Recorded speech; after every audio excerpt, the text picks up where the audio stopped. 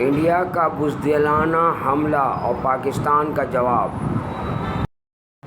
6 اور 7 مئی کی درمیانی رات کو انڈیا نے جو کیا وہ صرف حملہ نہیں تھا، بزدلی کی انتہا تھی۔ مساجد کو نشانہ بنایا گیا، معصوم مارے گئے، لیکن پاکستان بھی خاموش نہیں رہا۔ 5 دشمن طیارے تباہ کر دیے۔ یہ صرف شروعات ہے، ظلم بڑھتا ہے تو مٹ جاتا ہے۔ 6 اور 7 مئی کی درمیانی رات انڈیا نے اچانک پبلک مقامات پر حملہ کیا، اکثر مساجد کو نشانہ بنایا گیا، معصوم شہری مارے گئے۔ یہ حملہ دنیا بھر میں بزدلانہ حرکت کہلایا، مگر پاکستان خاموش نہیں رہا۔ 5 بھارتی جنگی طیارے تباہ کر دیے۔ پاکستان کی مہارت کو دنیا نے سراہا۔ انڈیا کو صرف شکست نہیں، کروڑوں ڈالر کا نقصان بھی اٹھانا پڑا۔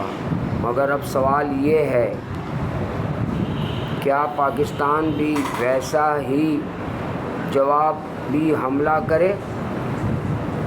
اگر ہم خاموش رہے تو دنیا سمجھے گی کہ واقعی پاکستان میں دہشت گرد مراکز تھے۔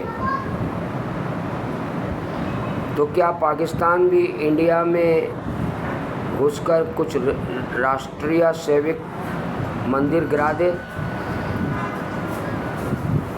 جہاں سے دہشت گردی کی پلاننگ ہوتی ہے؟ ایسا ممکن ہے، مگر کیا یہ صحیح ہوگا؟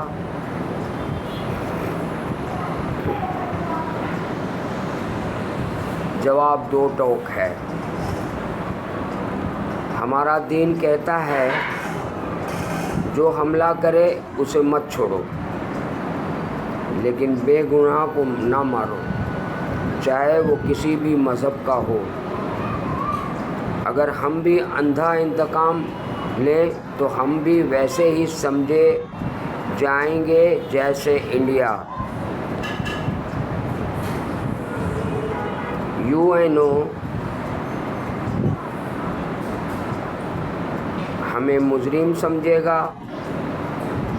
یہ کشیدگی ایٹمی جنگ کی دہلیز تک جا سکتی ہے۔ لہٰذا